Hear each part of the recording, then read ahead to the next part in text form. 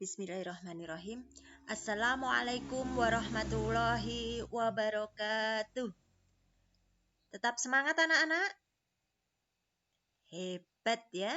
Meskipun kalian belajar dari rumah, tetapi semangat, senyum kalian tidak hilang dari pandangan. Meskipun Us tidak bisa melihat kalian, insya Allah kalian selalu ceria. Oke? Jangan lupa bermohon kepada Allah supaya kita selalu dalam lindungannya, supaya kita selalu dalam keberkahannya. Seperti saat ini sebelum kita lanjut belajar, kita berdoa bersama dulu ya. A'udzu billahi minasyaitonir rajim. Bismillahirrahmanirrahim. Rabbi zidni ilma warzuqni fahma. Amin. Ya anak-anak, selalu bermohon supaya kalian bisa memahami pelajaran-pelajaran yang kita berikan, diberi ketajaman ingatan, dan ilmu kalian berkah manfaat. Oke? Materi kita kali ini adalah masih pada subtema 3, tetapi ini sudah pembelajaran yang akhir tentang pertumbuhan hewan. Hewan apa saja yang akan kita bahas ini nanti ya? Sebelumnya kalian masih ingat kita membahas apa? Iya, ada ayam, ada kupu-kupu gitu ya. Juga kalian juga sudah membuat gambar dekoratif. Bagus-bagus.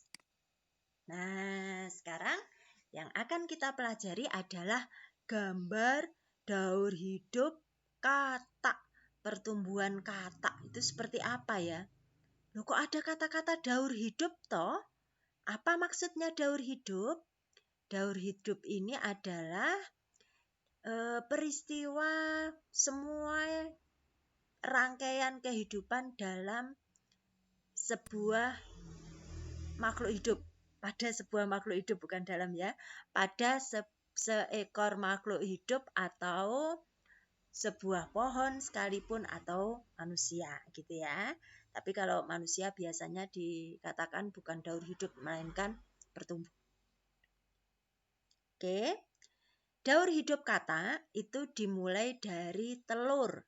Jadi dari sini. Kok di sini ada telur? Berarti bisa kalian simpulkan apa? Bahwa katak itu berkembang biak dengan cara apa? Bertelur. Selain bertelur, ada binatang yang berkembang biak dengan cara apa, anak-anak? Iya, melahirkan ya. Melahirkan. Sudah banyak sekali kemarin kita berikan contoh hewan-hewan yang bisa melahirkan. Di sini katak itu berkembang biak dengan cara bertelur. Kemudian setelah bertelur, ini nanti akan menjadi berudu seperti ini. Ternyata katak yang biasa kita jumpai kalau sudah besar itu seperti itu, ketika kecilnya begini. Kepalanya besar, kemudian badannya itu masih kecil dan mempunyai ekor. Ini katak muda juga masih seperti itu. Jadi nanti setelah jadi berudu menjadi apa? Katak muda. Ini katak yang masih kecil. Ternyata masih ada sisa-sisa ekornya. Loh, kenapa tidak sepanjang yang tadi? Iya, itu adalah fase-fase yang dilalui, tahapan-tahapan yang dilalui oleh seekor katak dari berudu sampai katak dewasa. Nanti lama-lama ekornya ini bagaimana?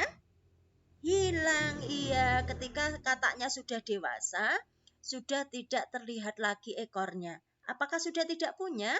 Masih punya, tetapi sudah semakin tertutupi oleh badannya yang menjadi besar. Jadi kelihatan tidak mempunyai ekor. Gitu ya.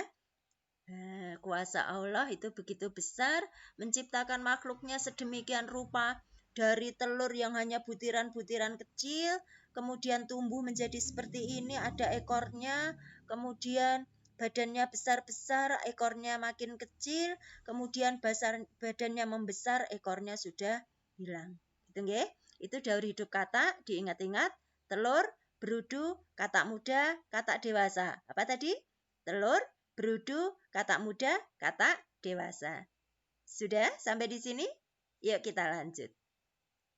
Apa yang perlu kalian ketahui tentang kata? Nih ada hal-hal yang mungkin tidak terbahas di buku atau di LKS kalian. Itu beberapa hal tentang kata. Ternyata kata itu hidupnya ada di dua alam. Artinya dia bisa hidup di darat, bisa hidup di air. Tuh. Lah kapan dia hidup di darat? Kapan hidup di air? Itu sesuai kebutuhannya dia, ya. Kemudian anak-anak, kata itu sekali bertelur, telurnya banyak, tidak seperti ayam.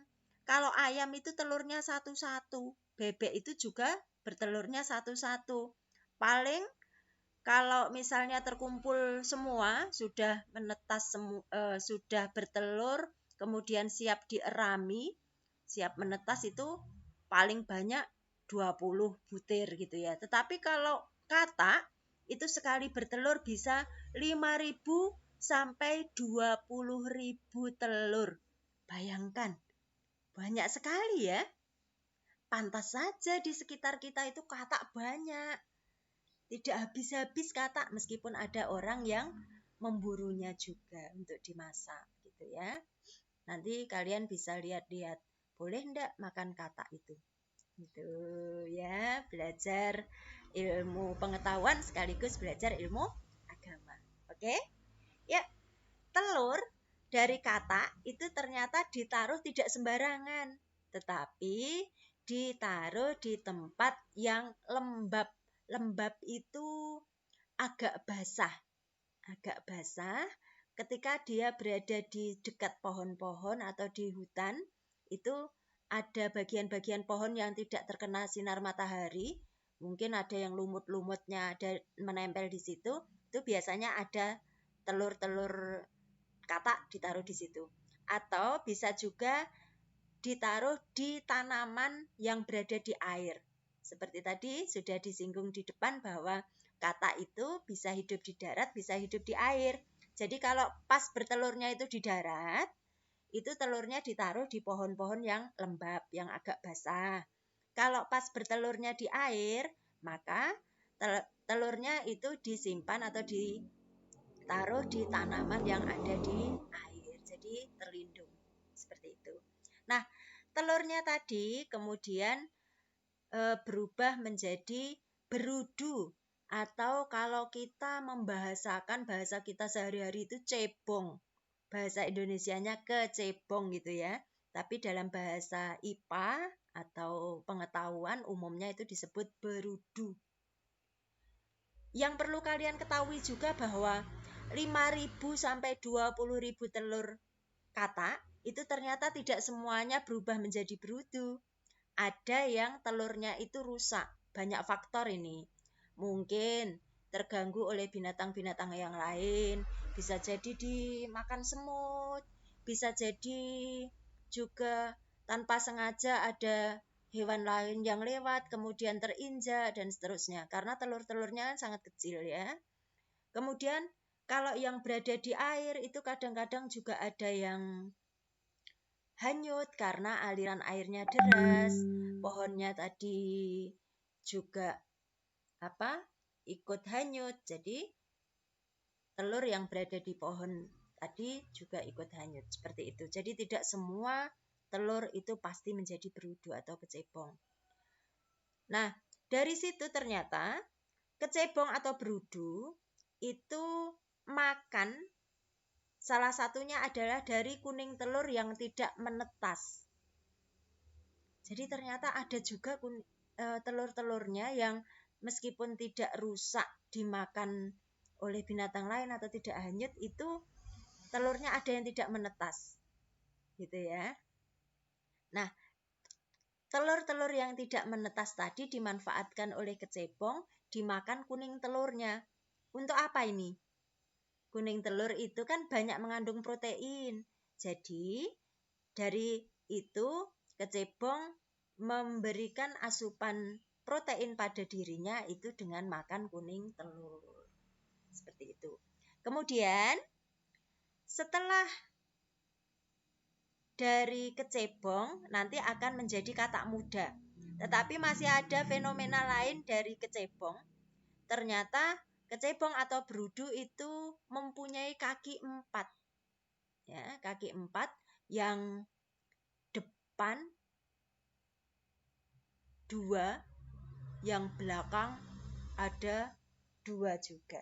Gitu ya. Tadi masih ada ekornya juga. Gitu. Apakah dia sudah bisa melompat? Belum ya, belum bisa melompat jauh. Oke. Kemudian dari kecebong atau berudu berubah menjadi apa, Nak? Berubah menjadi katak muda. Ternyata ini proses dari telur sampai dengan menjadi katak muda itu sekitar 12 minggu. 12 minggu itu berarti sekitar berapa bulan, Nak? 1 bulan itu berapa minggu? 1 bulan itu ada 4 minggu. Berarti kalau 12 minggu ada berapa bulan ini? Ya, 12 dibagi 4 berarti ada 3 bulan. Begitu ya, itu hitung-hitungan matematikanya seperti ini sekaligus. Oke, setelah dari sini katak mudanya tadi masih punya ekor apa enggak? Masih ada ya, meskipun sudah lebih pendek daripada berudunya. Nah, dari katak muda kemudian menjadi katak dewasa. Katak dewasa ini usianya tadi 12 minggu sampai 16 minggu ini sudah menjadi katak dewasa. Gitu. Ada yang takut katak? Oh iya, alhamdulillah kalau tidak takut. Nggih. Itu adalah binatang yang juga ciptaan Allah yang harus kita jaga.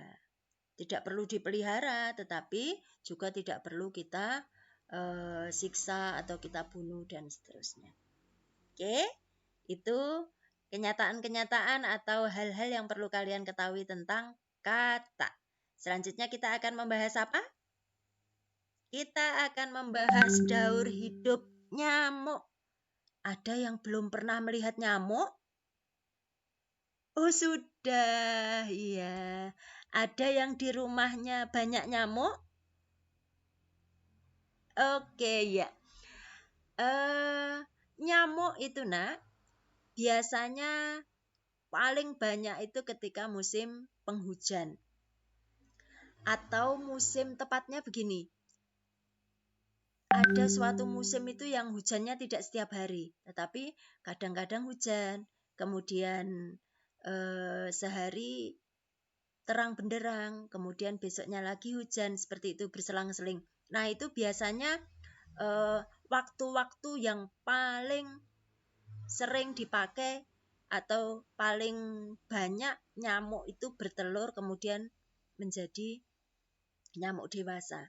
Kenapa? Karena di situ ada genangan air, kemudian sudah terpanaskan, bagus untuk telur-telurnya mereka, kemudian bisa menetas. Seperti itu.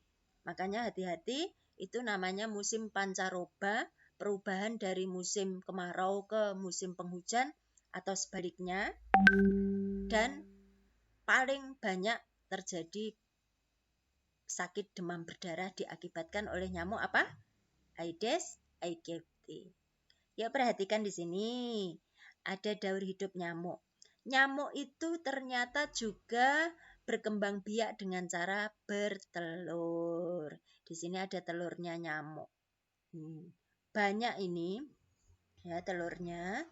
Kemudian dari sana telur-telurnya tadi berubah menjadi jentik-jentik. Seperti ini. Kenapa kok ini ada biru-birunya? Karena jentik-jentik ini biasanya berada di air. Ya, kalau kamar mandi kalian itu selama lebih dari 3 hari, misalnya sudah 4 hari, sudah 1 minggu kok belum kalian kuras, itu biasanya ada jentik-jentik seperti ini. Ya, hati-hati. Makanya kalian harus sering-sering menguras kamar mandi. Kelihatannya airnya bening, tetapi ternyata di dalamnya ada jentik-jentik nyamuk. Itu ya. Nah, dari jentik-jentik itu berubah menjadi pupa.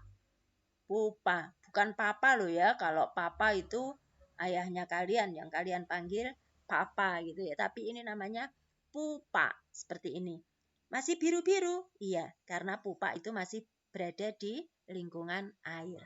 Baru kemudian nanti tumbuh menjadi nyamuk dewasa dan bisa terbang, punya sayap dan sebagainya. Masya Allah.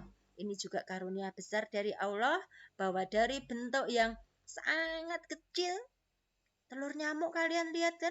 Sangat kecil. Bahkan kadang-kadang tidak kita lihat kan, tidak kelihatan ya. Kemudian menjadi jentik yang seperti itu. Kemudian menjadi nyamuk dewasa. Adakah hal-hal yang perlu kalian ketahui tentang nyamuk? Atau yang mungkin belum kalian ketahui tentang nyamuk? Coba kita lihat di sini. Nih, kita urutkan dari nomor 1 ya. Nyamuk itu ternyata kalau nyamuknya yang perempuan, nyamuk kok perempuan ya. Kalau hewan itu biasanya disebutnya jantan dan betina. Jantan itu laki-laki, betina itu perempuan. Nah ini nyamuk betina, berarti nyamuk perempuan. Itu hanya menikah. Menikah itu untuk manusia ya. Kalau hewan itu kawin namanya, ya.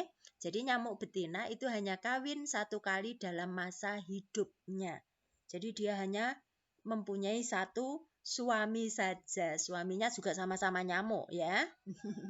Oke. Ya, yang kedua, tanpa air telur nyamuk akan jadi rusak dan tidak menetas. Nah, kan?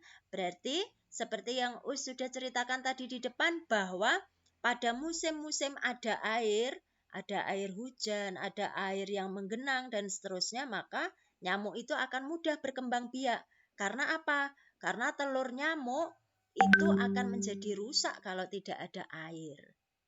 Bagaimana syarat airnya? Nanti malah ternyata ada sebagian nyamuk itu yang sangat menyukai air bersih. Salah satu contohnya adalah air Aedes aegypti. Air bersih, air jernih, tetapi yang menggenang beberapa hari. Oke, kita lanjut. Kalau tadi kata itu bisa bertelur sebanyak berapa? Sebanyak 5.000 sampai 20.000. Ya, karena kata itu besarnya sekian. Bisa dibayangkan. Kalau nyamuk yang besarnya hanya seperberapanya dari kata ya, kecil. Nyamuk itu kecil. Ternyata dia itu bisa mengeluarkan 300 telur sekaligus. 300 telur.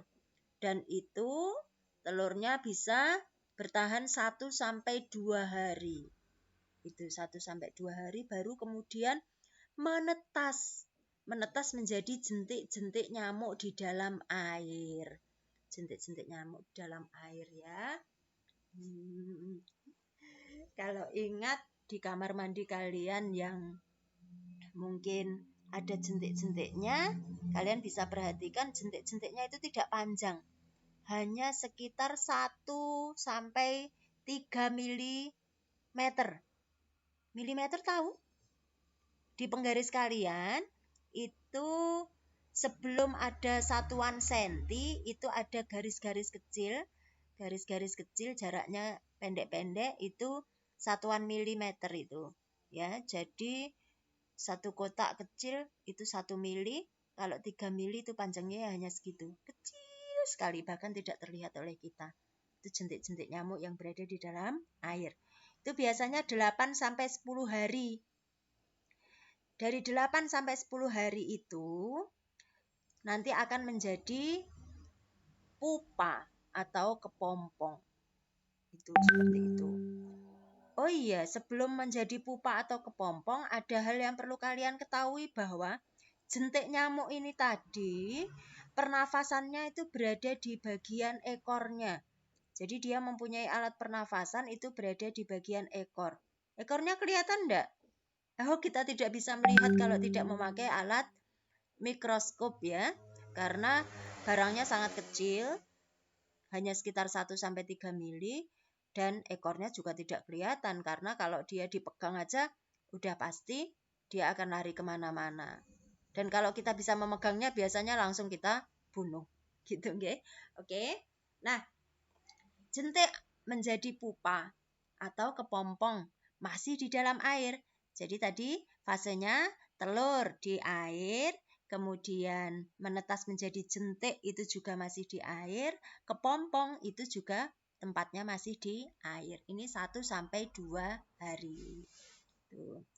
Makanya kalau ada pengumuman tentang bagaimana cara mengatasi nyamuk Aedes aegypti, itu salah satu caranya adalah usahakan air itu tidak menggenang lebih dari 6 hari. Kenapa? Karena kalau lebih dari 6 hari nanti jentik-jentiknya itu sudah akan menjadi nyamuk. Jadi kalau ada air, misalnya ada ember di dekat penggerujukan air hujan di bawah genting, itu segera saja dibuang. Kemudian nanti tempatnya itu dibalik, dikurepke ya, biar tidak ada genangan air lagi. Dari air yang sedikit saja nanti bisa menjadi jentik yang banyak dan bisa melahirkan nyamuk dewasa yang banyak sekali. Oke, kita lanjut. Nyamuk betina bertahan hidup sekitar 42 sampai 56 hari, berarti sekitar 2 bulan. Itu nyamuk betinanya saja. Tetapi kalau yang jantan itu bisa berhidup hanya 10 hari saja. Jadi umurnya lebih pendek ini, bertahan hidupnya lebih pendek untuk yang jantan. Oke. Kemudian, ada yang pernah digigit nyamuk? Iya, ternyata nyamuk itu kalau menggigit, itu menghisap darah. Menghisap darah kita. Nah, darah kita itu dihisap hanya oleh nyamuk betina saja. Jadi untuk yang nyamuk jantan itu tidak mempunyai tugas untuk menggigit atau menghisap darah. Begitu ya. Nah, kita aja digigiti banyak nyamuk, berarti nyamuk betinanya banyak, Us. Iya. Populasi atau kumpulan nyamuk itu memang sulit sekali untuk dibendung. Kenapa? Dari 300 telur bisa menjadi jentik yang banyak, kemudian menjadi kepompong, menjadi nyamuk. Dan nyamuknya sudah banyak, setiap kali bertelur 300 telur dan seterusnya. Makanya nyamuk hampir tidak bisa hilang selama ini. Yuk, kita lanjut.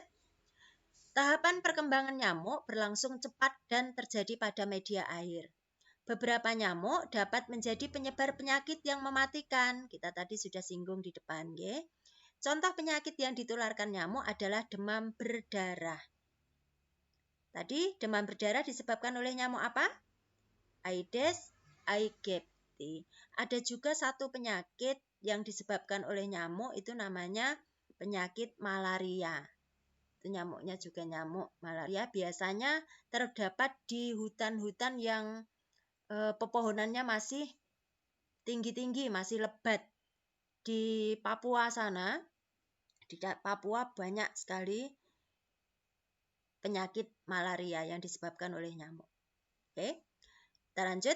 Penyakit demam berdarah dapat mengakibatkan kematian. Selain demam berdarah, banyak lagi penyakit lain yang ditularkan oleh nyamuk. Salah satu penyebab berkembangnya nyamuk adalah banyaknya genangan air. Ini tadi kita sudah berbicara tentang ini. Ya, membersihkan lingkungan serta membuang benda-benda yang sudah tidak dipakai agar tidak dijadikan tempat perkembangbiakan nyamuk bisa kita lakukan untuk mencegah apa? Mencegah berkembang biaknya nyamuk menjadi lebih banyak lagi. Nah, kita juga bisa mengajak orang lain untuk mencegah perkembangbiakan nyamuk. Salah satu caranya adalah dengan menggunakan poster. Poster, apa tuh itu poster?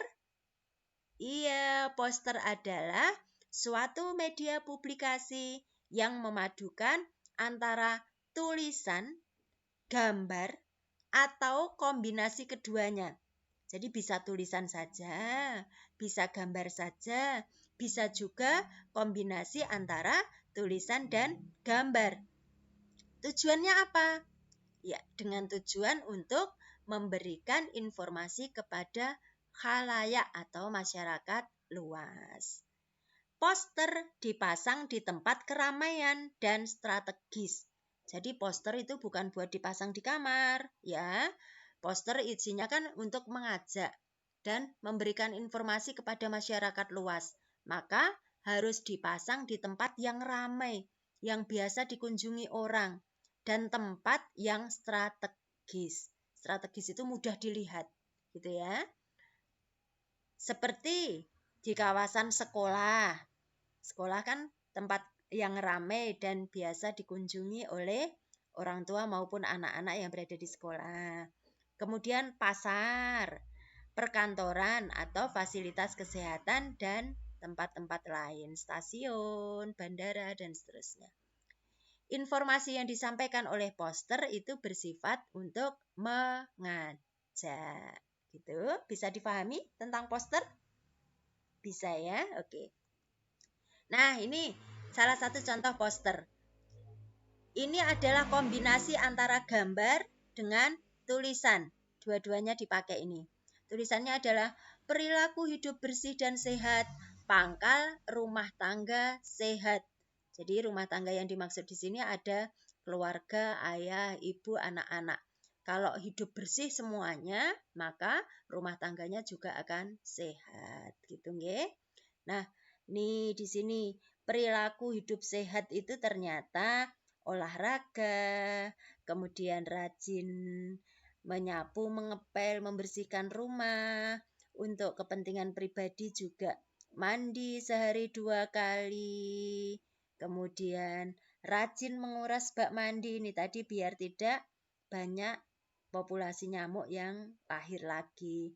Kemudian makan makanan yang sehat dan bergizi. Makanannya 4 sehat apa? 5 sempurna. Kemudian jangan lupa kita rajin-rajin cek ke dokter. Jadi untuk memeriksa dan untuk memastikan kalau ada gejala penyakit yang menyertai kita biar segera bisa teratasi. Gitu ya.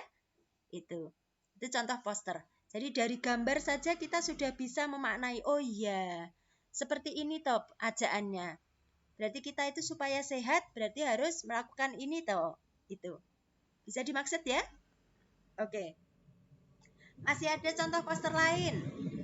Nah, ini khusus untuk mencegah demam berdarah. Jadi ajakannya adalah ajakan mencegah demam berdarah. Dengan cara mengusir nyamuk Aedes aegypti. Ada 3M. Menguras, menutup, mendaur. Mendaur ulang ya ini ya.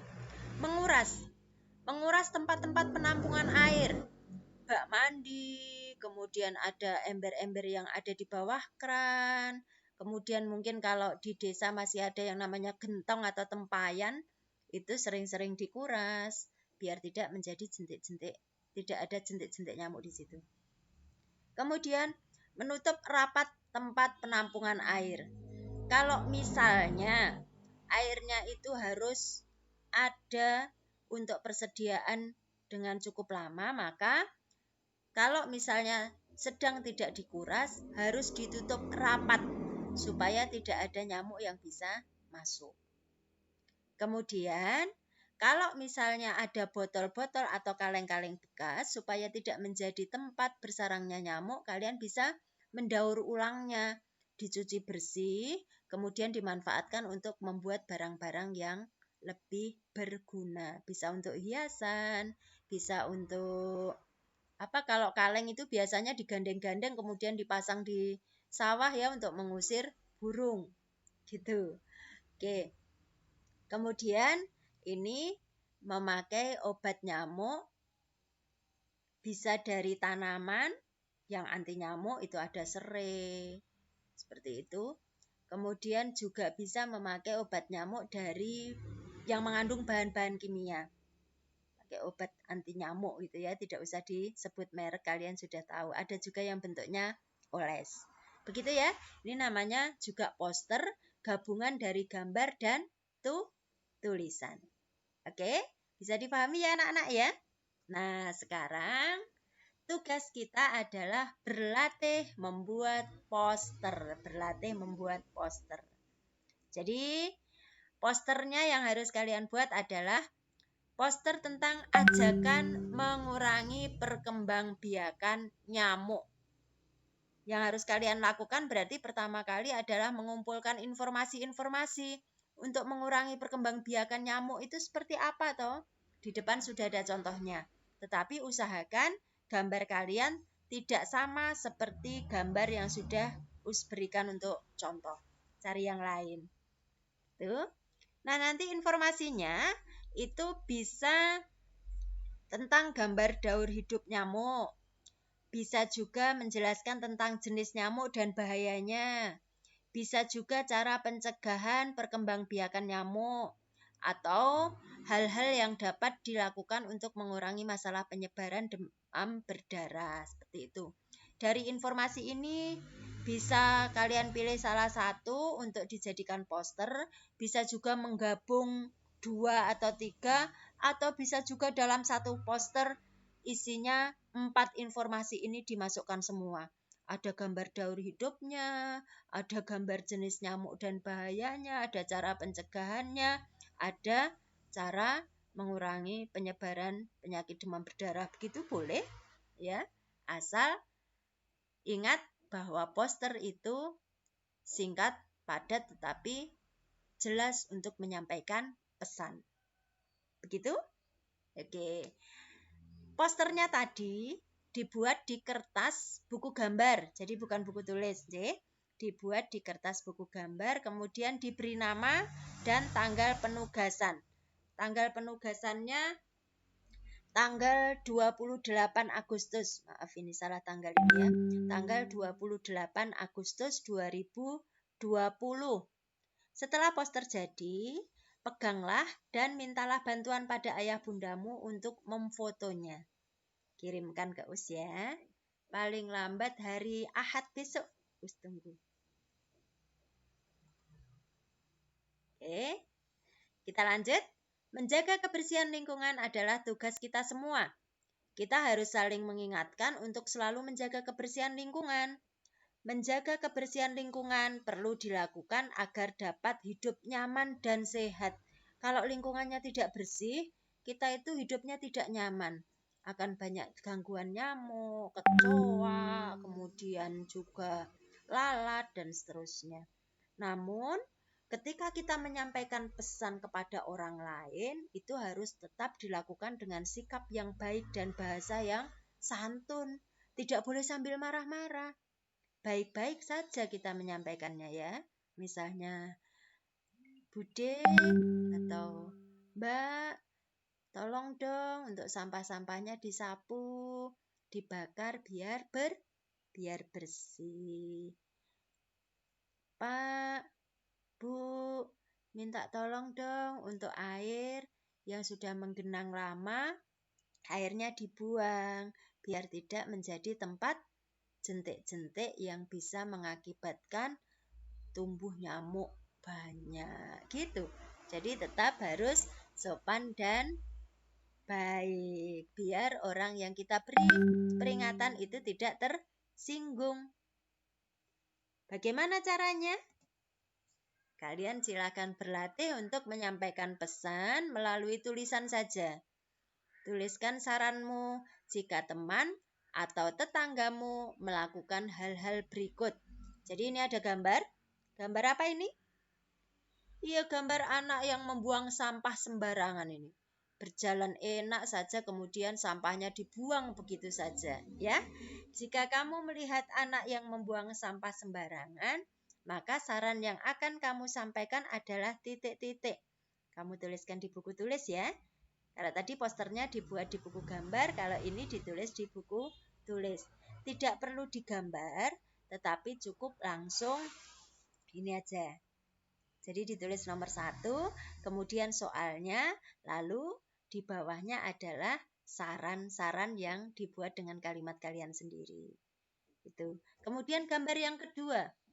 Jika ada di sekitar depan rumah tetanggamu banyak sampah, juga kaleng bekas berisi air hujan, maka saran yang akan kamu sampaikan itu seperti apa? Tuliskan di bawahnya ya, di bukunya. Seperti tadi, cukup ditulis nomor dan soalnya, kemudian di bawahnya ada saran-saran dengan kalimat kalian sendiri. Tidak perlu kalian gambar. Ya, nanti malah capek untuk mewarnai dan sebagainya, lupa menuliskan saran. Oke, begitu anak-anak ya. Jadi tugasnya ada berapa tadi? Tugasnya ada 2 macam. Yang pertama adalah membuat poster, kemudian yang kedua adalah belajar menyampaikan apa? Saran. Seperti itu. Ya. Cukup sekian yang bisa Ustazah sampaikan. Materi kita di tema 3 selesai. Insya Allah pada pertemuan selanjutnya kita akan masuk pada subtema 4. Jazakumullah.